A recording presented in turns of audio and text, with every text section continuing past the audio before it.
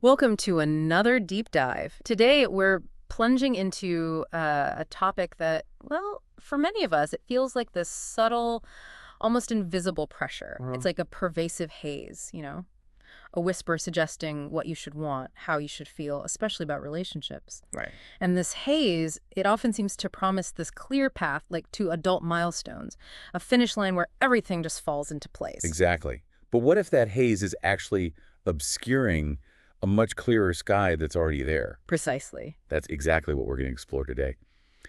For this deep dive, we're drawing a lot from this really fascinating book. It helps us sort of poke our heads out of that cloud, the cultural and historical pressure. Yeah. The author shares her own story, quite personally. She talks about how she just assumed she'd find a partner, naturally. Like many people do. Right.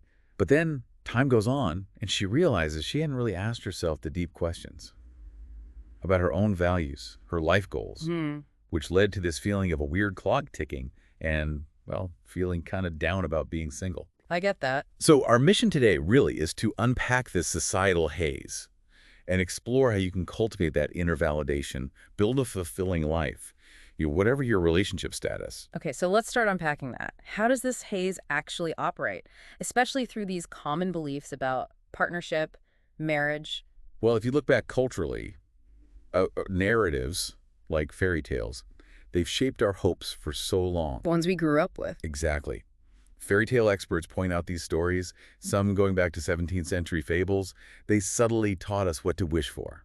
Ah, okay. And this leads to this cultural obsession with weddings, seeing them as like a coronation day for adulthood. It pushes this idea of rushing to some kind of finish line. It's funny because logically, life doesn't just stop at marriage and kids. It keeps going. Right, it's a journey. But emotionally, that finish line idea can feel so strong. It really can. And what's fascinating, historically speaking, marriage was mainly about transferring power and property. Not exactly romantic.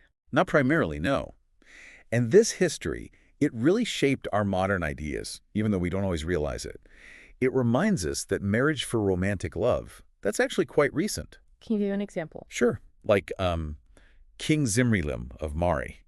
He married off 8 daughters strategically, purely to secure loyalty in lands he'd conquered. Wow, 8. Or think about ancient Egyptian pharaohs. They'd marry daughters to gods like Amun to consolidate power in important regions like Thebes. It was strategy, politics. So practical. Very. And even in the U.S., relatively recently, head and master laws existed. They gave husbands the final say over property, household stuff, without the wife's consent, until 1979 in some places. 1979. That really challenges those deep-seated myths about a natural order, doesn't it? Absolutely. Especially that image of, man the lone hunter, woman the homemaker, that old-school museum diorama. Totally. That classic image. It's often misleading. Evidence suggests hunting big animals alone was actually pretty rare. Oh, interesting. Early human groups probably had more of a sharing economy. So women weren't necessarily dependent on one single male provider for food. Right. And there's also evidence for polyamory happening. Some scholars think it might have strengthened social bonds or maybe reflected a more egalitarian setup. So much more varied than we typically imagine. Exactly. The key point is there's always been variation in how people lived, including more flexible gender roles. It wasn't always this rigid box. That's a really powerful reframing. Which leads us to, I think, a really interesting point. This modern idea of marrying mainly for romantic love, we kind of assume that's always been the goal, right? Yeah, it's a common assumption. But actually, no. Love as the central reason for getting married. In the Western world, that didn't really take hold until about the 19th century. Really, only the 19th century. Pretty much. And it was heavily fueled by things like pop culture novels, think Jane Eyre. And, it's also important to acknowledge a darker side. This traditional marriage ideal has been used harmfully. For instance, American eugenicists in the early 20th century. Yes. They promoted these traditional marriages, but only between white, upper-class people. They used propaganda disguised as, like, relationship advice. Wow. So the history shows this traditional marriage myth has often been used in ways that were exclusionary, homophobic, racist. It's complicated. That's crucial context. And then you look at the 1950s, often held up as this peak traditional marriage era. The classic image. Historians like Stephanie Coontz call it a blip, just a historical moment. After World War II, there was this huge spike in marriages. Women started marrying younger. Younger than before. Yeah, the median age dropped to 20 by 1950. It was 22 back in 1890. Okay. Plus, tax code changes actually incentivized wives to go back to homemaking, and new gadgets like washing machines help support that image. Right, the technology played a role. But here's a kicker. 1950s parents, they actually spent less time with their kids than parents did later, like in the mid-60s or even 2012. Seriously, less time. Less time. So that whole mid-century boom was like a perfect storm of factors. It wasn't some natural high point for romantic partnership. But so much of our society is still kind of built around that historical speed bump. So if romantic love hasn't always been the foundation and that 50s ideal was a blip, it makes you question, is romantic love even the best kind of love? Or the only one we should prioritize? Well, it's certainly not the only kind. And maybe not even essential for everyone. Survey data still shows, about 26 to 30% of people think a committed romantic relationship is essential for a fulfilling life. Which, when you think about it, It's pretty limiting, right? It ignores all the rich lives single people lead. This connects to something called amatonormativity. amatonormativity. Yeah, it's a term highlighting how our culture puts romantic relationships on a pedestal and limits our idea of family. Like someone asks, do you have a family? It usually means spouse and kids. Exactly. Not your siblings, your close friends, your chosen family. The reality is, romantic love is just one peak on this fabulous, diverse spectrum of love. Quality relationships of all kinds are what really matter for fulfillment. That feels like such a crucial shift in perspective. Okay, so if those are the external pressures, the haze, how do we turn inward? How do we start building that inner strength, that sense of being our own, soulmate? Well, part of it is just recognizing singleism. Singleism. Yeah, it's discrimination against single people. It's everywhere, really. Dinner party chat, housing policies, the workplace, pop culture. Subtle but pervasive. Very. Dr. Bella DePaula, who's a leading researcher here, she says it clearly. There is such a thing as loving single life, and it is normal and natural and even commendable. That's powerful. And, contrary to stereotypes, she finds single people are often not lonely. Why? Because they often learn to really savor solitude. Okay, so if we want to change how we think about this, maybe we need to change how we live a bit. That's often the way, yeah. It can start with embracing alone time. And crucially, learning the difference between feeling lonely and simply being alone. They're not the same thing at all. Not at all. Yeah. Research actually shows people often underestimate how much they'll enjoy doing things solo. Really? Yeah. Think about something like an artist date, that concept from Julia Cameron. Oh, I know that one. Assigned play. Exactly. It's a signed play. Just a solo outing to gather inspiration, maybe wandering an art store or a museum, or just browsing a vintage shop. Finding joy in your own company. Precisely. Solitude, when you choose it and appreciate it, can seriously fuel creativity. It can even boost your sense of connection to the world around you. How does that work? Boosting connection through solitude. Well, besides creativity, you can also foster connection even when alone by, say, doing good deeds for others, or practicing loving kindness, meditation, sending out good wishes.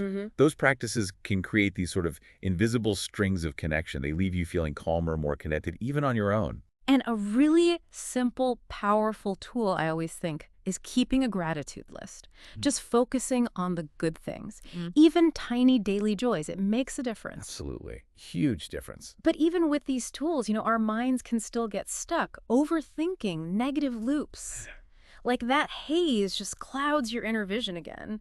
How do we handle that inner critic? Yeah, that repetitive negative thinking. Rumination. It's a common symptom of anxiety, depression, and it's really important to tell it apart from helpful reflection. How do you tell the difference? Studies show that rumination feels like you're problem solving, but you're not actually making progress or finding solutions. You're just stuck in the luck. Right. Spinning your wheels. I think a lot of us know that feeling. The author even shared her own story about that, telling herself she was the rebound girl, and how those negative stories we tell ourselves really hold us back. They absolutely can limit your potential. And, venting, it's often the first step, right? Yeah. Getting it out. But for it to be really productive, it needs support and perspective shifting. Research on chatter, that internal noise, by experts like Ethan Kross. It shows how important it is to choose who you vent to. Choose wisely. Yes. Avoid the people who just kind of rev you up more without helping you see things clearly, or the ones who are maybe too clinical, oversimplifying how you feel. The right listener helps you find perspective. Okay, so say you're caught in that rumination cycle. What are some actual steps you can take to break free? One simple thing is just change your environment. Seriously. Get outside. Even a short walk down a street with trees or sitting in a park for a few minutes, it can help shift your perspective. Nature helps. It really does. Or you could actively seek out a positive social experience. Another idea comes from neuroscientist Judson Brewer. He talks about the bigger, better offer. Bigger, better offer. Yeah. It means mindfully noticing how rumination actually feels. Like, is it helpful? Productive? Fun? Usually not. Right. It feels kind of draining. Exactly. So when you notice that, it becomes less appealing to your brain. He suggests curiosity is actually a more rewarding state than worry. It's a kinder way to engage with yourself. You can't change the past, but you can change how you relate to it now. So pulling this all together, what does it mean for actually building a life you love right now? Moving from understanding all this to, like, practical action. A really key concept is radical acceptance. It comes from dialectical behavior therapy, DBT. Radical accept. It means opening yourself to fully experiencing reality as it is in this one moment. Okay. So this might mean acknowledging grief, grief for a life vision you thought you'd have, and practicing self-compassion, treating yourself like you'd treat a friend who's grieving. That takes practice. It does. And to support that, DBT also has these ABC Please skills. It's an acronym. Okay, break it down for us, sure. It's about accumulating positive experiences, building mastery in something new, coping ahead by planning for tricky situations. That makes sense. And then Please is about physical well-being, managing pain, light eating, balanced choices, avoiding mood-altering substances, getting enough sleep, and regular exercise. So managing your physical state helps your emotional state. Absolutely. It helps reduce your vulnerability to getting overwhelmed by negative thoughts and feelings. And then there's the really practical side of things like finances. Let's talk about that. Yeah, the financial reality for single people can definitely be different, sometimes more challenging. How so? Well, for one, single women still only make about 92 cents for every dollar never married men make. Still a gap. Still a gap. And get this, one survey found 1 in 3 singles have stayed in a relationship longer than they wanted to, just for financial reasons. Wow, 1 in 3. That's significant. It really is. So financial educators often talk about aiming for financial wholeness. Financial wholeness, what does that involve? It's more than just budgeting. It's understanding your own financial emotional history, managing any debt, and importantly, creating a will. Designating who gets your assets, and they don't have to be family. Good point. Planning ahead. Exactly. And consulting a CPA, a certified public accountant, maybe once a year, that can be a really great step for guidance. Okay. What about cultivating personal passions, things you enjoy? Oh, definitely. The author found so much joy rediscovering hobbies like tennis and volleyball, not feeling pressure, just doing it for fun. Yeah. And she found it really boosted her mood, lowered stress. She also got her dog, Margot. She was tired of waiting for a partner to share that with. Ah, the power of pets. Absolutely. That unconditional love and companionship, it can be incredibly fulfilling. This also seems to broaden the idea of pleasure, doesn't it? Beyond just romance. It absolutely does. There's this idea of sensualism from philosopher Celine Leboeuf. It's about widening your lens on touch and sensuality, bringing it into daily life. How do you mean? It could be anything. Really enjoying the feeling of amazing bed sheets, doing a deep stretch and savoring it, feeling the breeze on your skin, even, exploring pleasure with a sex toy if that feels right for you. Expanding the definition of sensuality. Exactly. Leboeuf mentions Simone de Beauvoir finding joy hiking to her body's limit.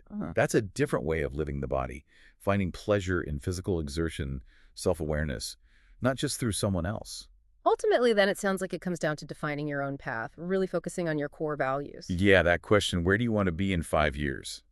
It can feel so overwhelming, right? Totally. Impossible sometimes. But there's a helpful exercise, the what, how, why, from Pooja Lakshman. It helps align your goals with your values. Give us an example. Okay. Like, what do you want? Maybe become a mentor to young women. How will you do it? Maybe by leaning into your value of generosity. Why? Because maybe you want to support the next generation, even if you don't plan on having kids yourself. I like that. What, how, why? It clarifies things. You can also use tools like the Free Life Values Inventory. It helps you identify your values, rank them, see how they guide you now. And then you can practice accumulating positives daily just by intentionally living those values. This helps develop your wise mind. Wise mind? Yeah, balancing reason and emotion when you make decisions. It helps you tell the difference between real, legitimate concerns and maybe just unfounded fears or anxieties when facing big choices. Okay, but even with all these fantastic tools and perspectives, sometimes emotions just feel huge, overwhelming. How do we manage that? First, it's so crucial to remember emotions are just neutral data. They aren't inherently good or bad. Psychologists like I-Ching Grace Hung and Lisa Feldman Barrett talk about this with the theory of constructed emotion. Neutral data. That's an interesting way to put it. It really is. And I love how clinical social worker Britt Frank puts it. Emotional regulation is not maintaining calm, it's maintaining choice. Maintaining choice. Say more about that. It means you can still access your logical thinking while you're feeling the emotion. Yeah. You're not totally swept away. That's different from emotional dysregulation, where you just feel completely overwhelmed. Okay. And mindfulness sounds like it could be a really powerful tool here. It truly can be. The author admitted she was skeptical at first. Like many people are. Right.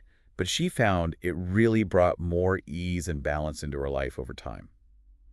And mindfulness, as experts like Kisunga Jiskambe or John Kabat-Zinn explain it, it's simple, really. It's just bringing your full attention to whatever it is you're doing right here or now. Doesn't have to be complicated. Not at all. You could do it in tiny doses. Mindfully brushing your teeth, really savoring one bite of food. It doesn't have to be some long meditation session. Practical tips. And when emotions feel really intense, there's some very concrete techniques you can use to kind of regain your footing. Like what? Engaging your five senses. Doing an environmental scan, a technique from Mina B. Just noticing what you see, hear, smell, touch, taste right now. It grounds you. Brings you back to the present. Exactly. Cold therapy works too. Just splashing cold water on your face can activate your parasympathetic nervous system, which helps you relax quickly. Oh, the cold water trick. It works. And there's the noting technique, just mentally labeling the emotion. I notice that I'm feeling sad, or, oh, there's anger arising. Creates a bit of distance. Yes. It stops the emotion from completely consuming you. Like Britt Frank says, feeling the feeling is the quickest path to emotional regulation. You allow it, observe it, without letting it dictate your actions. What about those common traps, though? Like constantly comparing yourself to others or getting caught in those messy secondary emotions. Ah, yes. So primary emotions are the direct responses, right? Sadness, anger, fear. Secondary emotions are feelings about those feelings, Sure. like feeling ashamed because you're sad or angry because you feel vulnerable. Feelings about feelings. Exactly. And those often come from our beliefs, cultural conditioning. Understanding that difference, it can really change your emotional landscape. Well, think about the anger iceberg concept from the Gottman Institute. Anger is often just the tip. Underneath, there might be hurt, anxiety, disappointment, those primary feelings. Okay. And yeah, comparison.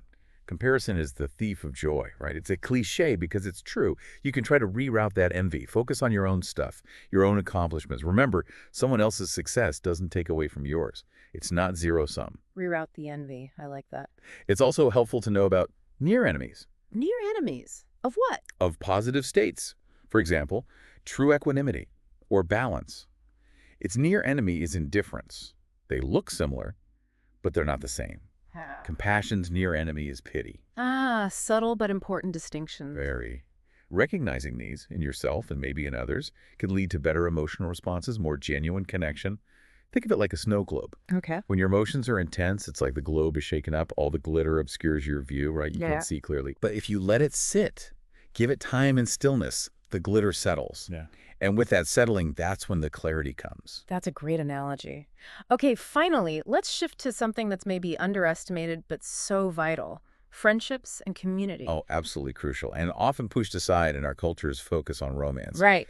The author shares this powerful story about her mom recovering from surgery. It really drove home for her how essential it is to have multiple systems of support, not just Yeah. one person. Makes total sense. Friendship isn't just a nice bonus. It's foundational for well-being. And Dr. DePaula's research, it actually shows single people are often more connected. They actively nurture broader social networks. It's more connected. Interesting. Yeah. And even those weak ties matter. You know, the concept from sociologist Mark Granovetter, your friendly barista, someone you chat with at the dog park. Those connections add up and contribute to our well-being. So how do we actively, forge friendships with intention? Go beyond just letting them happen. Well, first, recognizing platonic love is worthy in itself. Philosophers talked about it. Researchers like Marisa Franco write about it now. It's not just romantic love minus sex. It's its own valuable thing. Right, it stands on its own. Exactly. And maintaining friendships. It takes effort. Robert Waldinger calls it social fitness. Like physical fitness, you got to work at. Social fitness. Okay, practical tips. Be the initiator sometimes. Reach out, make the plans. Especially maybe with transitioners, people who are newly single, divorced, moved cities. It might be particularly open to new connections. Good point. And if you're planning structured get-togethers, event planner Priya Parker suggests having a clear purpose. Ask yourself why you're gathering until you hit a real belief or value. Gives it meaning. Right. And hospitality. Psychologist Lisa Kenkin says it's really a mindset. It's about prioritizing the gift of your attention when you're with people. The gift of attention. That sounds like this lovely dance of generosity in friendships. It really is. There's this concept called shine theory. Shine theory. Yeah, it's about seeing your friends, especially maybe your single friends, as collaborators, not competition. Cheering each other on. Lifting each other up. Exactly. It also means learning to depersonalize things that aren't about you. Like if you go to a friend's wedding shortly after a breakup, try to remember the day is about celebrating them, not about your relationship status. That's perspective. And make those loving overtures, small favors, running an errand. Show up for the highs, celebrate the new pet, the job promotion. And show up for the lows, the grief, the job loss. Being there. Yeah. And remember, as Marisa Franco says, your friends are often looking for ways to love you. You sometimes need to give them the opportunity by actually asking for help when you need it. That can be hard, asking for help. It can be, but it builds intimacy. And what about creating shared rituals and handling how friendships naturally change over time? Yeah, rituals seem important. Super important. Like an annual New Year's tarot reading with friends or a regular Friendsgiving. They solidify bonds. Researcher Emily Langan found 3 key ingredients for close friendships. Ritual, assurances like explicitly saying, I value you, and openness. Ritual, assurances, openness. And friendships do shift. Yep. People get married, have kids, change jobs. It happens. The key is don't make assumptions about what that means for your friendship. Practice reciprocity theory, give and take, and negotiate. Talk openly about what's working or what needs to adjust. Communication is key, as always. All of this really points towards a pretty radical reimagining of friendship and community, doesn't it? It absolutely does. The book delves into some really groundbreaking ideas, like platonic co-parenting. Platonic co-parenting. Yeah. There's a case, Linda and Natasha, they were the first platonic co-parents officially recognized by the Canadian government, raising a child together as friends. Or things like co-housing with friends, buying property together as an alternative to traditional home ownership or family structures. We forget the single-family home being the dominant model. That's actually pretty recent in human history, as Diana Lynn points out. So many possibilities. Exactly. The core message is really empowering. You don't have to fit into old molds. You get to create your own rings. Design the chosen family, the community structure that truly works for you and helps you flourish. And just like that, we circle back to where we started with that initial haze. But now, hopefully, with all these insights, these tools, you have what you need to see right through it. That's the goal. You can now recognize that shame, that stigma around being single for what it is. It's just a cultural construct. It's not about your worth. Right. And you have real tangible tools now to cultivate that relationship with yourself and to build strong, intentional communities that genuinely nourish you. You are your own soulmate. And, you know, the truth is, romantic relationships, they can be amazing, fulfilling. But they might be short, they might be long, they might change, they might even end. But we always have ourselves. That relationship is constant. And that's powerful. Singleness doesn't mean you're on some wait list for an exclusive party that hasn't started yet. Your life has immense richness, value right now. So remember to enjoy it. Seek out those connections. Build the life that feels authentic to you. You don't need to find emptiness. You can find the profound satisfaction, maybe even the confetti, of living a life designed entirely by you.